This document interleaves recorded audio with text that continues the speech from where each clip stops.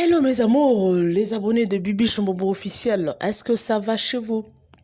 Si ça ne va pas, ça va aller par la grâce de Dieu.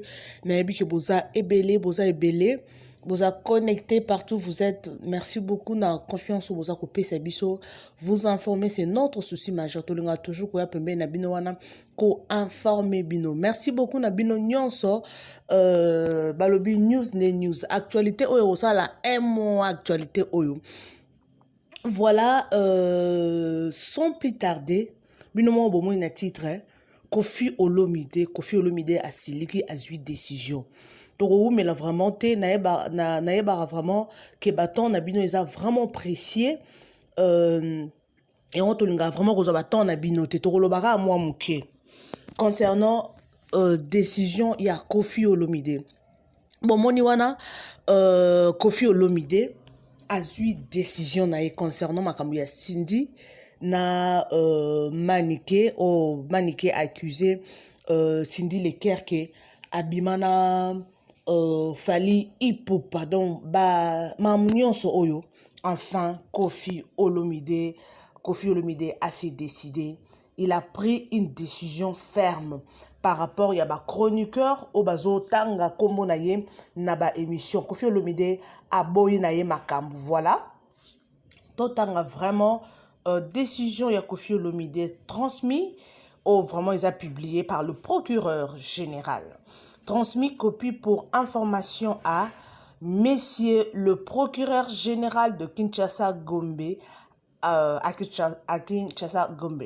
Madame et messieurs le chroniqueur Nati Lokole, Ken Piana, Thierry Mombaya, Vincent Chiluizi, Aïdor et Chantal Bola, Popol Moupassoula, Mboutalikaso. Voilà, on a ba chroniqueur au Kofi Olomide, aboy batanga ba kombo na ye, na ba interview na bango. Tous à Kinshasa concerne interdiction formelle.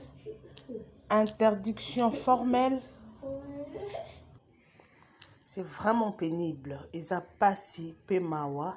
Vraiment, Kofi Olomide a eu décision d'ailleurs. On n'a pas de choix. Concerne interdiction formelle de citer mon nom dans vos émissions de chronique musicale, télévision, YouTube et autres. Dernière mise en garde. Malgré que on a bien été au tangela bino ba oba 8 ans à kotangate. Madame et messieurs, je suis au gré de constater que mon nom est cité abusivement et sans vergogne à la longueur des journées dans vos émissions musicales, dans vos chroniques musicales, ternissant ainsi mon image et allant jusqu'à à porter atteinte à ma vie privée. Je m'oppose catégoriquement à cette pratique aussi légère et sans scrupules et tiens à vous informer que votre agissement constitue une violation de l'article 31 dans la constitution de notre pays qui garantit le droit à la vie privée. Je mets en copie, messieurs, le procureur général auprès de qui je n'hésiterai de porter plainte contre vous. Si vous vous entêtez, au lieu de vous amender, je vous aurai prévenu. Antoine Christophe Agwepa Kofi Olomide. Je pense que Bino Soboyoki, malgré image et zomo en a bien été, Bino Boyoki décision ya Kofi Olomide. Atangi kombo ya artiste, o Vincent Chiluizi, o Aïdor Bokwala, o Nati Lokole, en tout cas, Bango Nyonso wana Ken Piana. Bango Nyonso wana Aïdor Bokwala. Bango Nyonso wana Kofi Olomide lingité. Ouais, c'est normal. Il ne fait pas avec son nom. Bon, selon Bino, est-ce que réaction ya Kofi Olomide, la façon dont il a interdit, en tout cas vraiment s'est prononcé, en tout cas a interdit kombo na ye na minoko ya ba chroniqueur ou atangi kombote. Est-ce qu'il a mal agi? Est-ce qu'il a mal agi? Est-ce qu'il a raison? Ceux qui ont la raison, laissez vos commentaires. Est-ce que ça a agir mal? Botika pas commentaire na bino, mais selon moi, oui, il a droit. il a droit. Parce que il y a d'autres personnes qui supporter le choc. Il y a d'autres personnes qui supporter le insulte. Tout le monde c'est soit à commis na bouille il y a problème na ye au fait à ko supporter comme Koffi Olomide a boy na ye ba kombo wana parce que presque tout le chroniqueur au batangi wana parce que bango soit soutenir Fally Ipupa presque mingi na ba émission na bango baza du côté de Fally Ipupa. Et aboyi na yebatanga aboyi à prévenir déjà mama la mambo comme somme mutu na mutu na ndenge na batu so babiki na Koffi Olomide akoki ko supporter choc ya ba audio wana te batu so babi fallait vala azane calme il fallait pas à réagir normalement azoko ka vraiment ko ça la calme te surtout Fally Ipupa pe aza concerné na makambo yo kombo Fally Ipupa tangami. Mais pourquoi tout le monde aucune réaction plutôt plus mes amours, aucune réaction de Fally Ipupa, ni musicien naie, ni Yemoro Mutu, ni en tout cas eloko mon côté. Na makambo comme Fally Ipupa tangami, tout le monde réaction ya nana ketchup te. Oui. Tout le monde réaction na été pourquoi? Ce que supporter choc wana, en fait supporter ma finga wana. Insulte wana supporter donc c'est pas facile hein.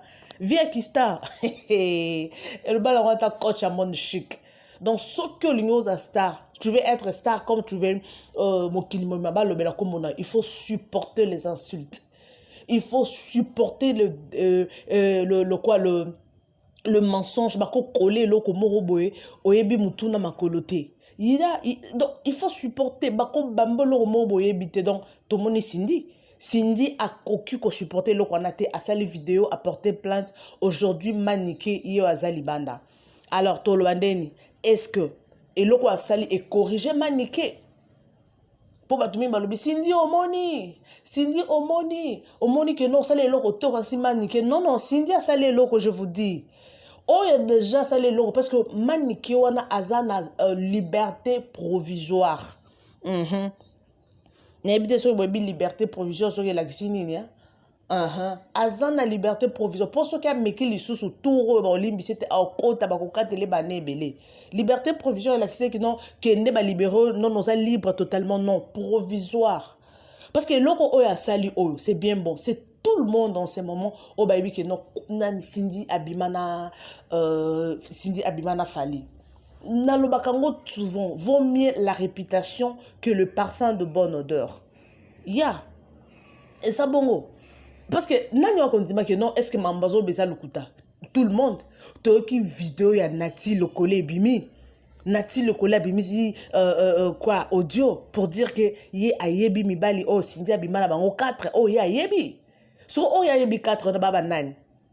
Namoni bache kuna bache Just Jenna bache Gibson bache bache Bourron Pella bache Fally Ipupa donc bache 4 personnes dans mon chaîne moko est-ce que réellement ils a bongo en tout cas communauté congolaise na biso to vivre na buzoba au moni communauté liboso o eza buzoba na internet ba nonsense créativité zate ezaka copier coller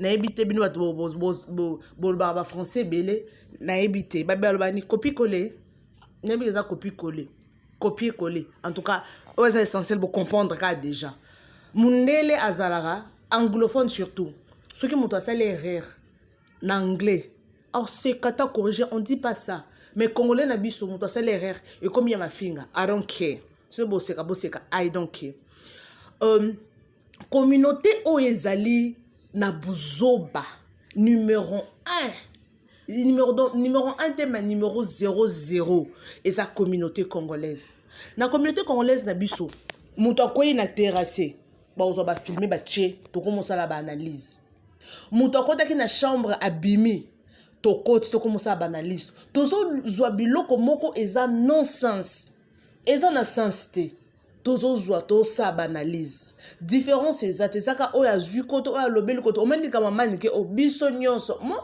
aussi je suis du nombre parce que yango ndezo tala maintenant ça nini na ko épargner bat engaité Moi aussi, je suis du nombre. Il y a des autres là. Parce que tu es bleu, tu es maniqué, Kofi, Cindy, leke. Nde batu batali. Si ko inga pena sani. Inga pena kosika di nombre. Donc c'est ça, bouzo besoin la communauté na biso. Créativité zate, non-sens na non-sens. Bon, tu as Kofi à réagir. C'est un être humain. À réagir parce que comme on a yépé comme on a parce que babiloko hein. On a ba non-sens, ça ba distraction. Pour na Kofi Olomide. Non. Donc la minute sur Kofi za mutu moko akipe makambo te. Soki Kofi a se terre. Akangi moté mata pendant un mois à olobelo ko mon côté. Makambo ici là. Et est-ce que même logo ba otanga komba fali popa. À 20% ba otanga komba fali popa na banine. Et ça ka Kofi sindi maniqué, Kofi sindi. Donc Kofi faut soit temps, il y a ko se concentrer dans l'album na ye. Ya. Album, eza na kati ya marché. Porte-parole baza wapi. Bon ba ça la Kofi ba promotion wana. Parce que na moni vidéo mo be non tu na vidéo mo be awa o vidéo o bozo mona Cindy azo yemba ya makasi. Bon la voix que cette fille a. Franchement Cindy a la voix qui to quoi. Pour na voix te Cindy a nango il y a qui to pe. Mère voix féminine hein. Azana voix kitoko ba se concentrer wana ba vie privée wana to changona na côté wana vie privée na comment to ko zo vie privée toutefois star azana vie privée te hein parce que star soko l'équipe au baby que le kaki donc longwa star va nana ndako muto ko kipeote mais soko zaka star mouvement yo soko sala bat ba lobela on pose star wana soko kinga boza star yo moni Kofi azo ko supporter biloko te aboyi na kombo na o ya ko meka Vincent Louise oh I adore beaucoup la my master I adore continue mamboyo I adore beaucoup les brésiliens master nga depuis South Africa na makamboyo na te bongo te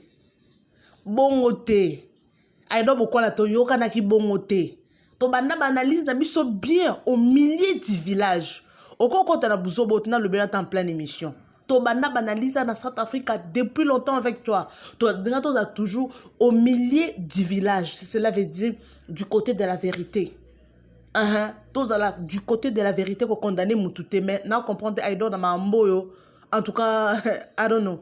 Non, ben on a privé tout solo là. C'est bien bon. Succès zanango mokilba lobela yo boena boye cause à partie prité parce qu'on perd dans ma mbelé.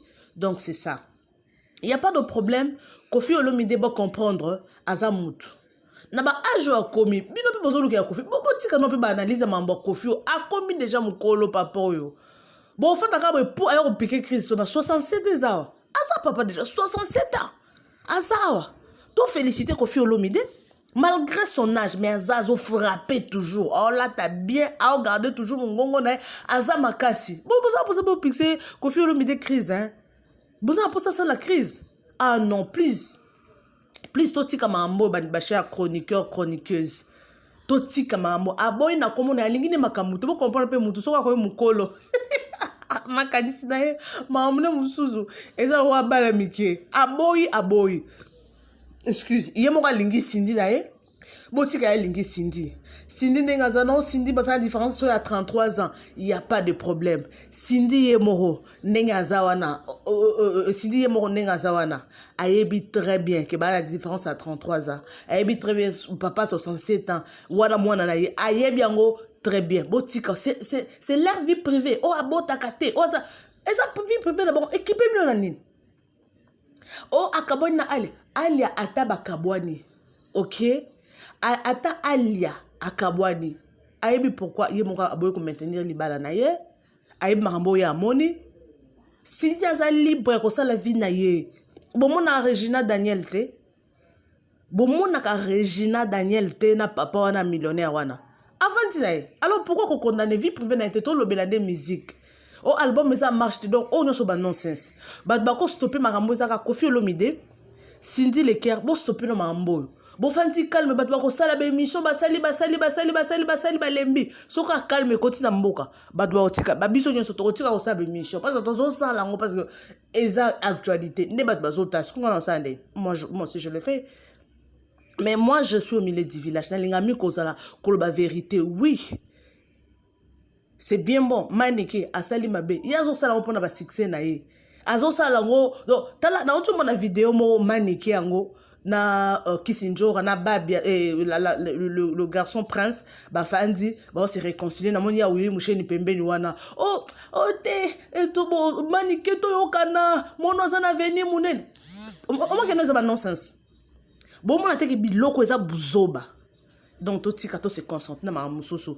Donc Koffi Olomide aza right pour nanga, aza vraiment right pour na kozwa décision na bi ba chroniqueuse ba chroniqueur botanga kombo na ye te soki botangi aller à partir le donc comme au coffre na bi ke no ba musu ba ko surnommer ba opese kombo mususu. Ce qu'on a kombo wana ba kotanga donc bon na ebité ba kotanga kombo ce qu'on a ba façon mususu mais eza vraiment bien te. Quant à moi, je vous retrouve next time. Parce que vous avez trop à faire. Mais ce qui vous fandi pour Bolandanga, c'est parce que Bolinganga, vous avez confiance. Et moi, je vous aime. Je vous aime. Na lingi bino iya mingi. Na lingi bino ya basaki. Abonnez-vous.